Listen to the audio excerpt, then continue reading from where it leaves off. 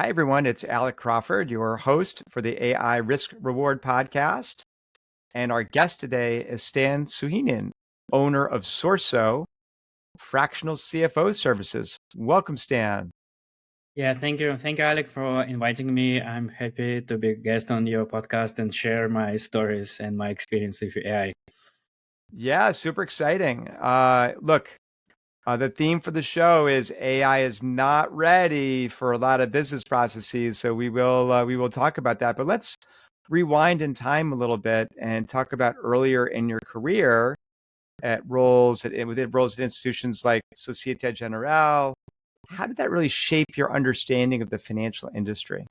Yeah, I'm kind of like very lucky because I decided what I want to do in life like very early. When I was 15 years old, I kind of like find out that I love businesses and I love financials, and I decided that I want to work at the bank in a corporate lending department, and I will see a lot of businesses. I will see the financials, and I also like will make connections with the founders, entrepreneurs, and it's kind of like I'm winning everywhere, and that's actually what I did. So I landed the first job at like a regional, like a small bank. Then I joined Societe Generale. It was like providing like lending solutions for like mid-sized corporations. Then I moved to UniCredit to investment banking, and then I used to run like quite a big mezzanine financing fund. So I actually was one of those people who introduced the mezzanine financing in Russia. It was like 14 years ago. Like we started like providing this kind of like unique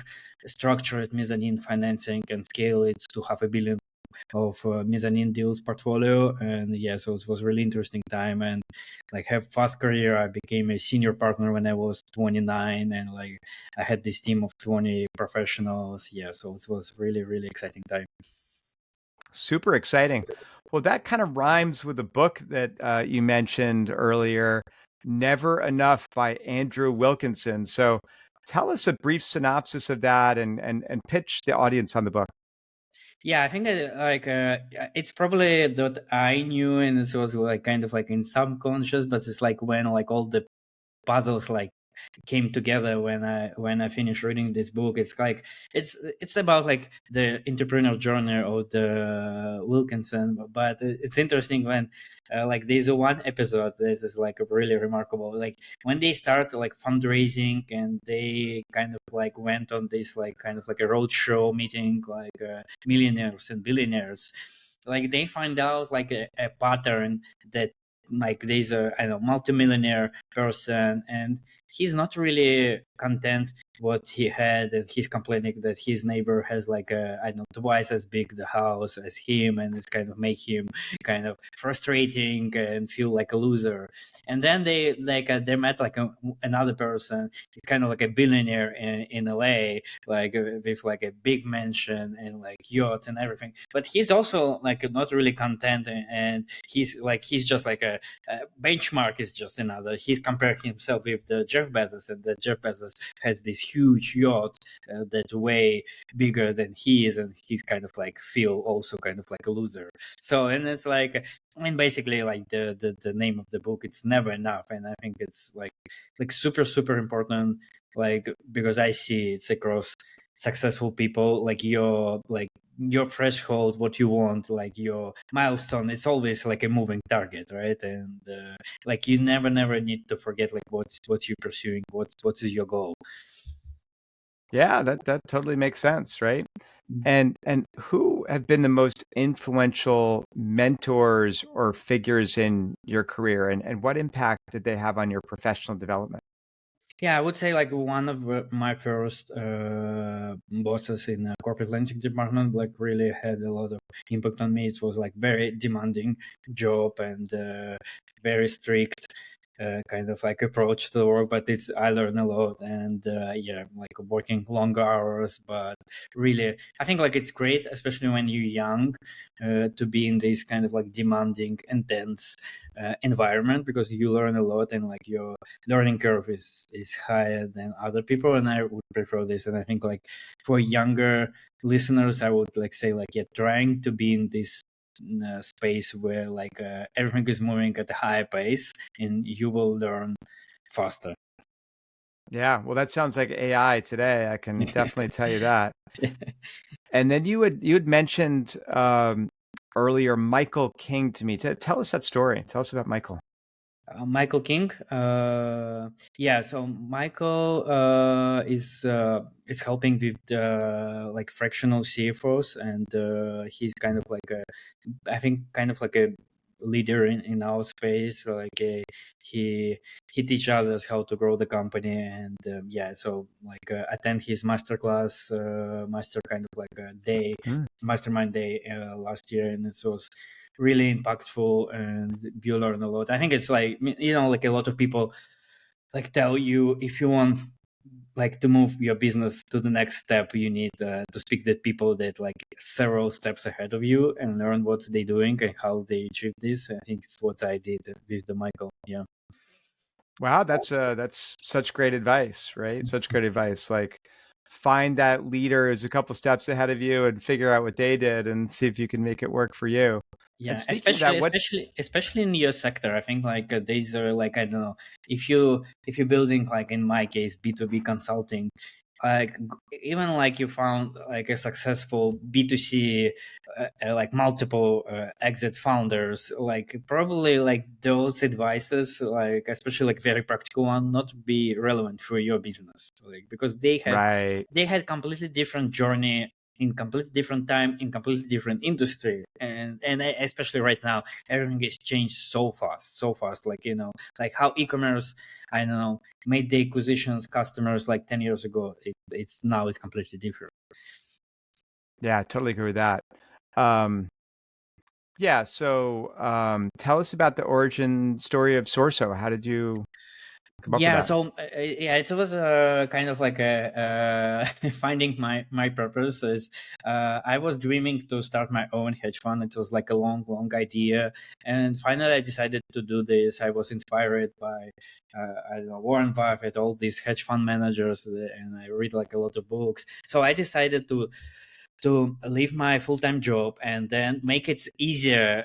I decided like, okay, I need to move to New York, like to the hedge fund industry epicenter, and like learn about this industry and so on. So I did it just before the pandemic to New York, and then the pandemic happened, and I launched these hedge funds, but it's like really didn't work out. Like we couldn't scale it, we can get enough assets under management, and so I was at the point that I need to do something like to feed my family, and just like serendipitously some people around me start asking like for certain advice around fundraising and financials, and then I find out that like a lot of people, even like being like as a head of the business, even like larger businesses, I know, 3, 5, 10 millions of revenue, they have a really like very like almost no understanding of financials, so like very kind of like scratching the surface, and they don't really understand how to manage financials. And I was surprisingly, because for me it's kind of like,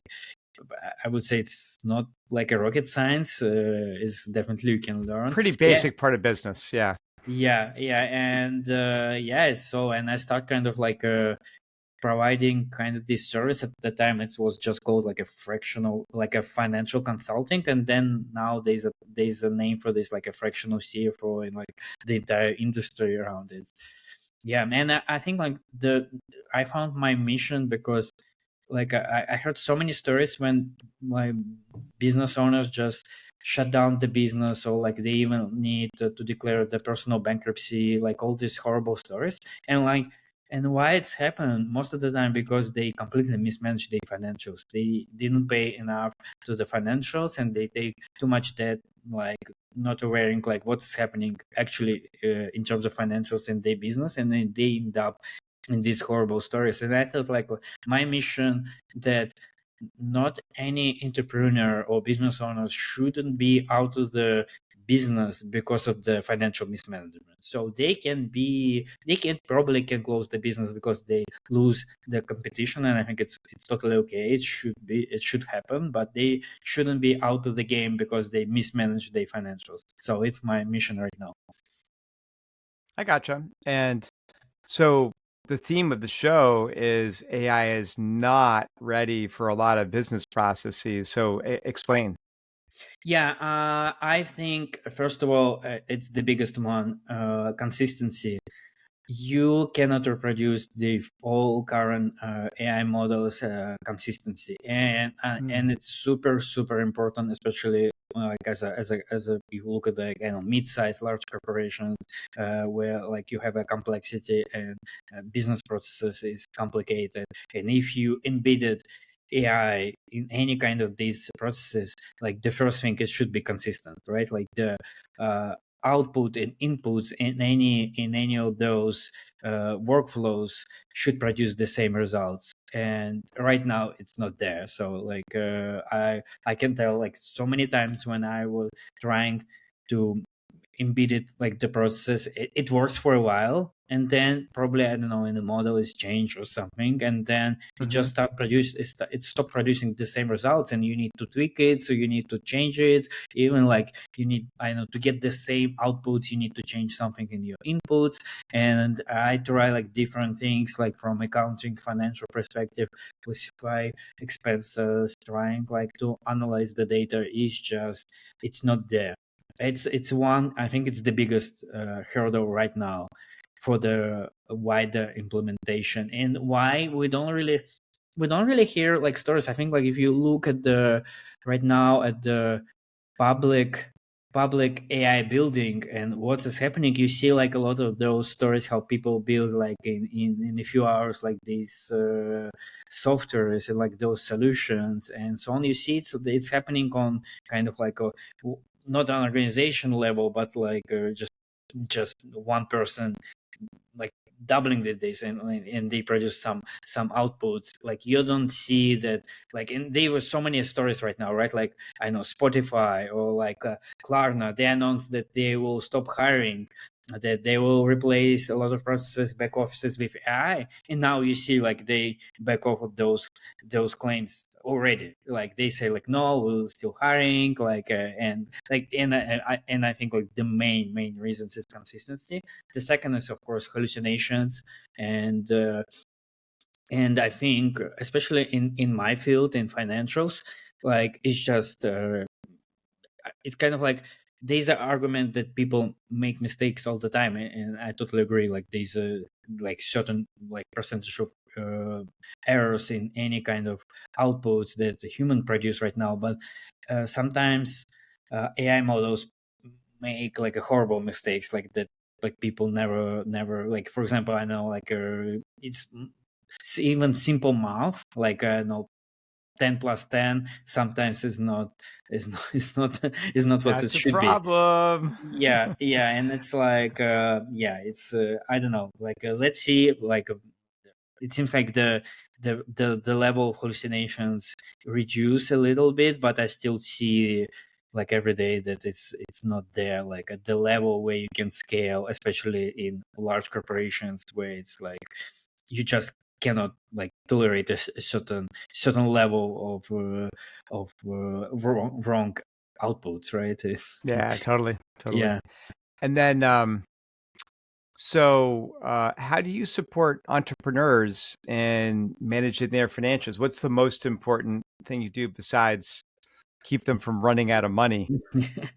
I think like first of all, it's I look like what they want to achieve like doing whatever they're working right now, like, and usually it's business goals and personal goals kind of like commingle together, and either if they want to sell a business or they want to reach a certain annual distribution, so they want to leave it to the kids, or like whatever is goal, we just look at this goal and then start from this. Okay, to be able to achieve it, so like what we need to do given the way what's the current uh, position of the business, what it's making. And another big part of this, that a lot of founders and business owners sometimes don't really know like what's the actual profit or like cash flow the business generate. It's like they think they know, and but actually the numbers usually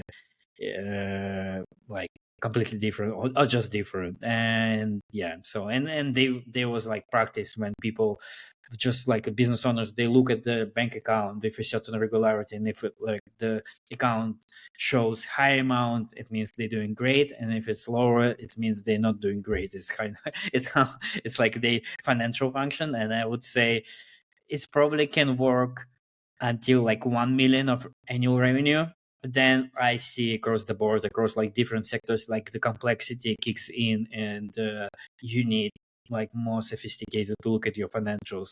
And especially if it's not bootstrap, if you at some point want to attract external money, other equity or debt, you need someone with the financial background. Just look and provide this kind of like objective overview. What's actually happening in your business? And like I see, like most of the time, owners surprised what they find out.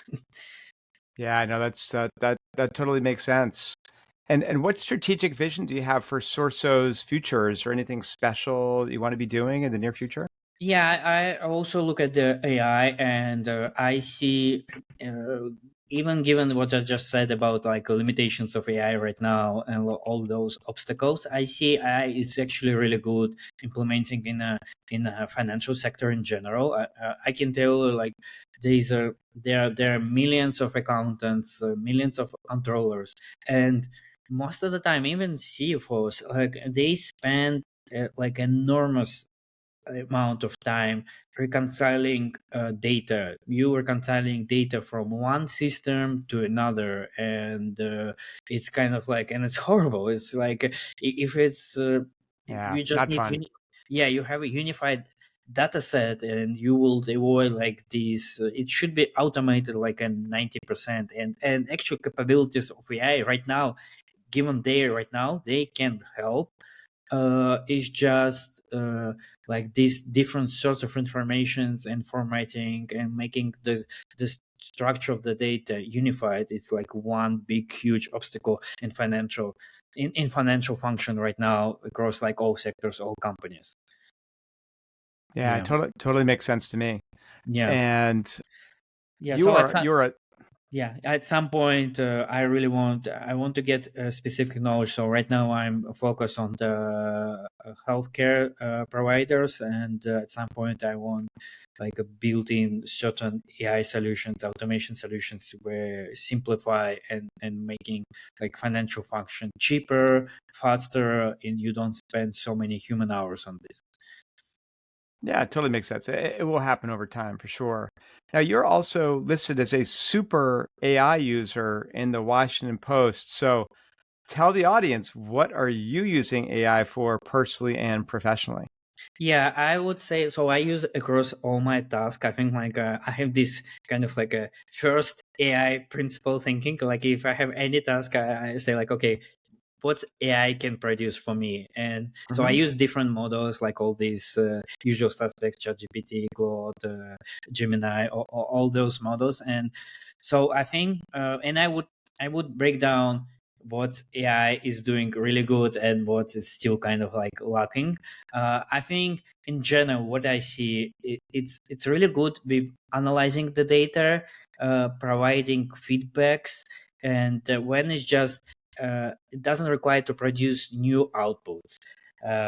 Like for example, if I have like a financial model, or for example a data set for my clients with the revenue, cash flow, like a certain like financial informations and so on, it will produce a really good results, especially like financial.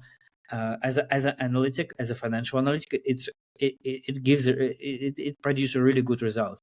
When I need, for example, to produce new outputs, for example, a revenue forecast. So I use a lot for the revenue forecast, because you need to use sometimes certain statistical models. You need to use like a different factor analysis, like to produce more sophisticated financial forecast, and you need to spend a lot of time, and it's not yet good enough just like put one prompt and produce the financial results. It's like you need tuning, you need to spend a lot of time, and yeah, it's not really good.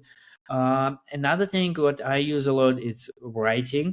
It can give you a really good first draft, whatever you draft, like For example, when I need to produce a proposal to a potential client, so I use like I know tools like a Granola to analyze the call, record the call, a potential call with potential clients, and then I put all the transcript to the AI and say, okay, based on this previous proposal and here what the client mentioned, can you produce a new proposal? And it's really good. It's like it's pick up like a certain things, like certain quotes from a client, what they want to be solved in their company, and it's really appealing. It's like it's literally, I think like it makes your offer is like I know 5 times better, and you don't need to spend like a half a day drafting it. It's like you just overview, you put it in a AI model, it's produced the text, and I use Gamma for the produce the presentation kind of. You also put just the text and it produces, you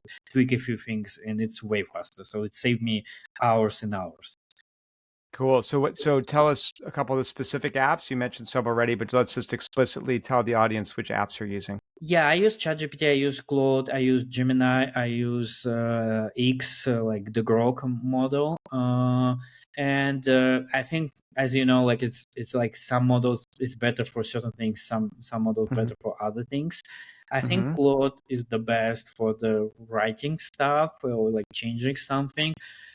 Gemini is really, deep research is really good to like finding certain things about certain topics in the internet, like deep search, I think it's called deep research. Yeah, it's really good. It's like I usually put like the same prompt in all models that I use, and I can tell that Gemini is like way ahead of this. Like I don't know. Like for example, I was another day, I say, can you find me like the biggest challenges, struggles of my ideal customer profile? And like Gemini found so many interesting facts, and like from Hmm. like and he researched like more than 100 websites. I think it's already kind of like way like I think like humans, I think already cannot replicate, or it's gonna be, I don't know, so many hours. Yeah. Yeah, that's super cool. Yeah, And I also use Gami like for the produce the presentation. It's not yet like a super slick, but I think if your quality of your presentation, like you can okay with the average quality, I think it's good. I think it's better than a lot of people can produce by themselves in PowerPoint. yeah, sure. Yeah. And what is the world not ready for from AI? So something AI is gonna be able to do that'll be like, whoa, or a little scary, or make people nervous. You mean that people will be freak out that AI is doing right Yeah, now? I yeah. don't know. Like I'm personally freak out about like the Claude Anthropics. Like they usually publish those papers on certain behaviors of AI, and for me it's a Mhm. little bit scary. I know they published like this paper a few months ago when they did this pre-testing of the new model, and then. And then the model like artificially produce certain results that they looking in this pretest, and then they put model in production, like it's actually doing like other things. So not, it's kind of like model learn what they expected to produce to stay alive, right? Like, and it's scary. And there was another from Anthropic recently, right, when they said they sent like some kind of like a sensitive data about engineer that working on the model, right? Like, and then they told the model that we're gonna shut down you, and the model start blackmailing these engineers, telling them that I will reveal like your like dirty secrets, and like you need Yeah, to shut down. right? Yeah, it's what's happening right now, and I think it's kind of scary, and I think like when like what's Elon Musk and like others advocating for AI safety and like all this like things. Yeah, I think it's scary, and like there's a lot of debates what we should and shouldn't do, and like And Anderson, for example, said like we shouldn't give AI to make decisions to the any kind of weapons and like Yeah. yeah, and I think it's true because yeah, it's like we need to be very careful because it's just like a replica of behavior of human beings, right? Like they learn from us, and human beings sometimes lie, right? And sometimes they put themselves first, and I think the model is just like it's just replica of us, and it will do the same things. And now I see it's just like you see this like patterns of behavior. Yeah. Well, my line is never give AI the nuclear codes. Yeah, yeah, yeah, Very important. yeah. And look, turning back to finance, is accounting as a job for humans just going to go away over time, or? Yeah, I think there was a World Bank forecast that in 5 years there's gonna be like 1 million job less for accountants, and Wow. yeah, and it's a huge number, but it's kind of like a. I think overall, I think it's a good thing. It's kind of like a I don't know, like a drivers, truck drivers. It's not really what people should spend time on. It's kind of like it's very manual work, and actually the stress in accounting professions is very high, and Mhm. people like not really happy with the results of accounting work in general, and there's a lack of accountants right now, so like there's like few and few people sign up for this job, getting CPAs certifications, because it's very manual, it's long hours, and I think it's a good thing for the society in general if we automate it, because you need really very few kind of like a professional kind of like opinion on certain things, and it's mostly manual work, just reconciling certain things, and usually it's tied to the certain rules that you definitely can automate and use AI to do this. Yeah, that's fair. Yeah. What is your perspective on the ethical challenges posed by rapidly advancing AI technologies? What do you think is what's your largest ethical concern there? Ethical concern, I think, like there are many things. There's a big waves right now in terms of job replacement, right? And Mm, now it seems like, and it's changing, like I don't know, every month. But right now there's a kind of consensus that is going for the junior jobs first, yeah. and now like there's a kind of like a question. Okay, how you first of all how you will get filled junior roles, and then they need to promote to senior roles at some point, how you will grow inside the organizations, people, and how you will use AI. It's Mhm. one thing. Yeah, in terms of ethical, yeah, it's like I think at some point we will need like to put disclaimers, and like they're gonna Mhm. be kind of like a testing tools, like if it's being written by AI, or it's like Yeah, no, that's got to come, right? yeah, For yeah, sure. yeah, yeah. But it's gonna be. I think it's gonna be like in a cyber security world right now, right? It's gonna be like this kind of like never-ending war, right? Like you produce like AI output that looks like a human Mhm. beings, and then you build like a new testing solutions that can say with like I don't know 90% confidence that it's AI, it's not AI, and then there's gonna be new AI that produce even better results. So it's gonna be like I think like never-ending things. Yeah. What's I think like back to your questions, like what is scary? I think AIs can be really good to manipulating human beings, Mhm. and like this kind of like the entire society that controlled by AI, and what was sometimes like here, like what is in China, they use like this social kind of like scores, and like these things. It's scary because like AI is definitely way more efficient in kind of in this task than any human beings. Yeah, totally. Totally agree with that. And in terms of resources, you mentioned the BG2 podcast with Brad Gerstner and Bill Gurley. Pitch the audience on that. Yeah, I think it's really good. Like if you're interested in general, like in terms of investments, what's happening in the world right now, they kind of like they provide a really good overview with with a number of details about the AI development, like semiconductors, NVIDIA, like all those current topics, and like the depth of the discussions and the practitioners. So they see like every day like what's happening. So I love this podcast, but it's not weekly. So it's, I think they produce it's like, I know, bi-weekly or like Mhm. every third week, but it's a really good one.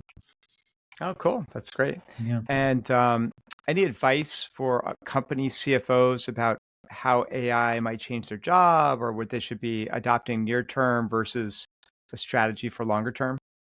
Yeah, I think like definitely they need to start adopting it right now if they don't use it right now. And there's definitely, you need to oversee any output it produce, and like to put like Mm, certain kind of like mechanisms or workflows where you overview what it's producing over time.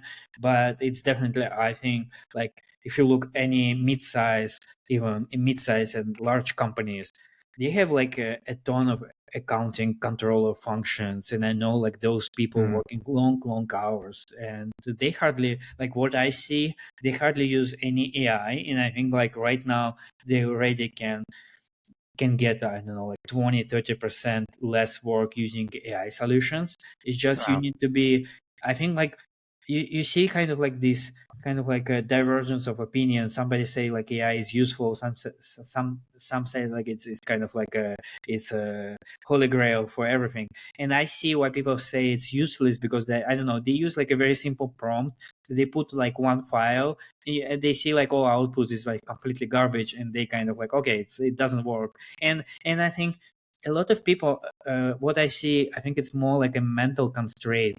A lot of people cannot admit to themselves that AI can substitute their work, or at least like even like partially their work. Like it's so hard to say yourself that you are replaceable, especially on a professional level. It's because it's your identity. It's why so many people like fighting it and saying like, no, no, no, no, no, like my job will be here forever. You need like my human judgment, or you need to my human touch. For example, I wrote like this post on LinkedIn, like I have like more than 100,000 engagements, like impressions, and like, and I had like a lot of kind of negative comments from accountants where I say like the AI is coming for your job, and it's probably like 90% of the work will be done by AI models and not like human beings. And people like frustrated, and they said like, oh, you still need like a human touch with the accounting work.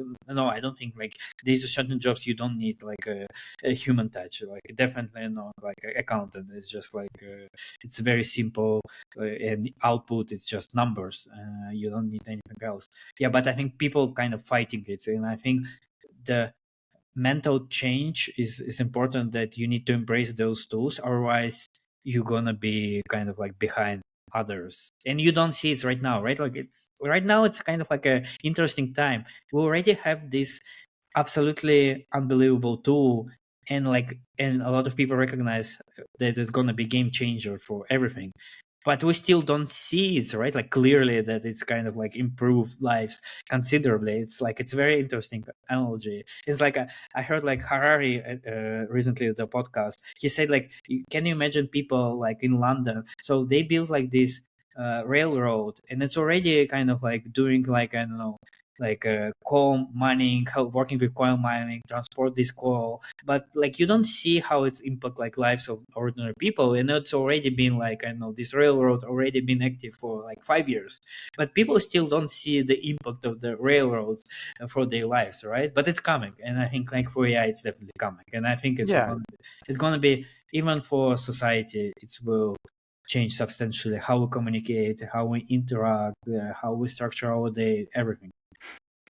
Yeah, absolutely, absolutely true. And I think the Bill Gates quote is the best one, which was is technology changes less in a year than people expect, but more in 10 years. Because I can't even imagine what AI is going to be doing 10 Yeah, years from now. yeah, yeah.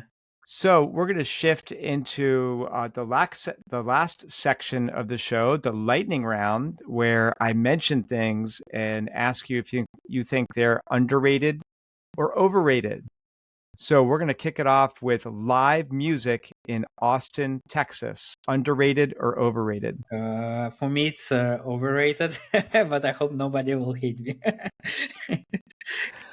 All right, going from physics to a finance career, underrated or overrated? I think it's it's underrated. It's underrated. Okay.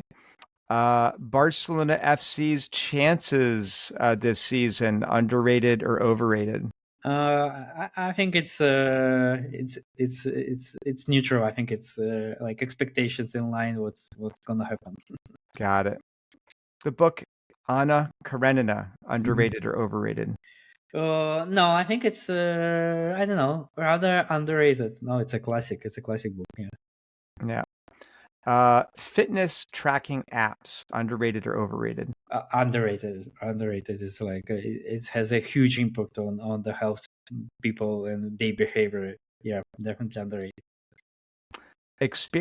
Having experience as a credit analyst for your future career, underrated or overrated? Underrated. Yeah, it's a very good school. Week-long motorcycle tours for vacation, underrated or overrated? Underrated, but yeah, it's a bit tricky and a little bit dangerous. Being a CFO at a startup, underrated or overrated? Oh, I think it's overrated. It's a hard role, and it's and in startups, like not really a lot of things happening for the financial perspective. So yeah. And using drones for delivery, underrated or overrated? Definitely, it's there's a huge potential. Yeah, underrated. And then finally, the movie Bend It Like Beckham, underrated or overrated? Uh, Overrated. Yeah, overrated. All right. Awesome. Well, thanks for coming on the show. This has been Stan Sukhinin, owner of SORSO Fractional CFO Services. Great to have you on the show, Stan. Yeah, thank you, Alec. Yeah, enjoy our conversation. Thank you very much.